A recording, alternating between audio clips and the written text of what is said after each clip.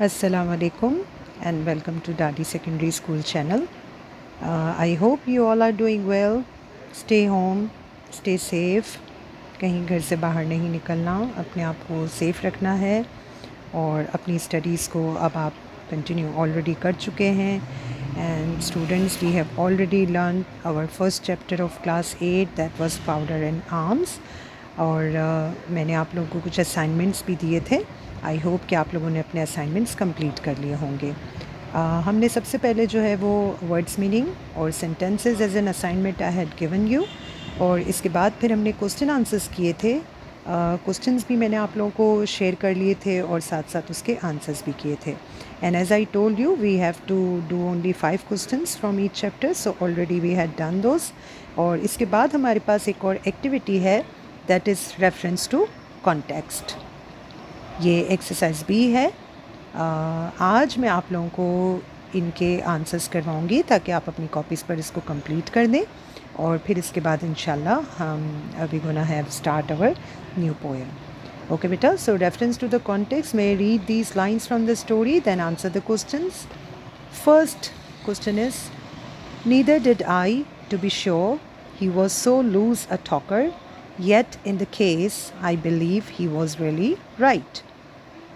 ये आपको रेफरेंस दिया गया है आपके चैप्टर से, और इस रेफरेंस के बाद आप लोगों को कुछ क्वेश्चंस दिए गए हैं जिसके आंसर्स आपको करने हैं.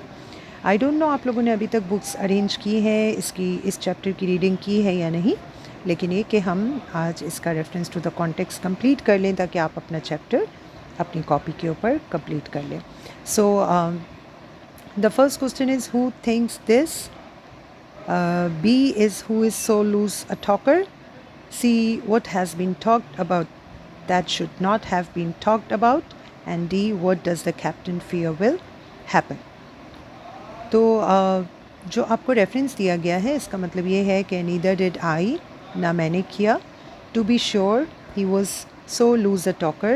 मैं श्योर हूँ, मुझे यकीन है कि वो एक लूज़ टॉकर है, ज़्यादा बात करने वाला है, और इस केस में मुझे यकीन है कि वो ही है, वो ही शख्स है. सो इस क्वेश्चन का आंसर जो है बेटा वो मैं अभी आप लोगों के साथ शेयर करूँगी. Before that let me read number 2. Did ever you here the fable of the mountain and the mouse. क्या तुमने कभी वो स्टोरी सुनी है पहाड़ और चूहे की. और इसके बाद उसके ऑप्शंस आपको उसके क्वेश्चंस दिए गए हैं जिसके आंसर्स हम अभी करने वाले हैं. And number 3 is, even he perhaps had been doubtful as to the crew, but that is only guess, for as you shall hear we had not long the benefit of his opinion.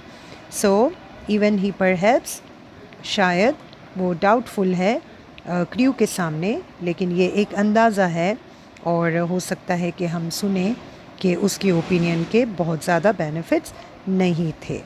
So these are the 3 references which are taken from the chapter, and now we're gonna write the answers of these RTCs. So let me share the answer. Beta, you have to keep your copies and pens with you, or the pencils, so you can write your answers. So here are the answers. आपका जो पहला reference है, I hope you can see this, आप लोग को नज़र आ रहा होगा. तो पहला जो हमारा क्वेश्चन था, who thinks this. So answer is doctor Livesey. और सेकंड जो पूछा गया था, who is so loose a talker, उसका आंसर है जिम हॉकिंस. और सी जो आपका क्वेश्चन था, what has been talked about that should not have been talked about. So answer is that they have a map of an island that there's crosses on the map to show where treasure is. And then D is, what does the captain fear will happen. उसका answer है there would be a mutiny. जो second reference हमारा है उसका question A है, who says these words and to whom. किसने ये words किससे कहे. तो आंसर है doctor Livesey to captain Smollett. B का आंसर है to exaggerate a small thing. C का आंसर है to resign from the voyage.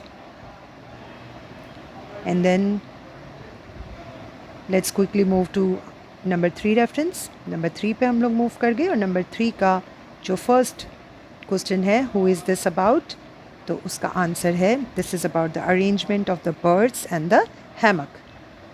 B का आंसर है for a long time they could not know whether he liked the arrangement.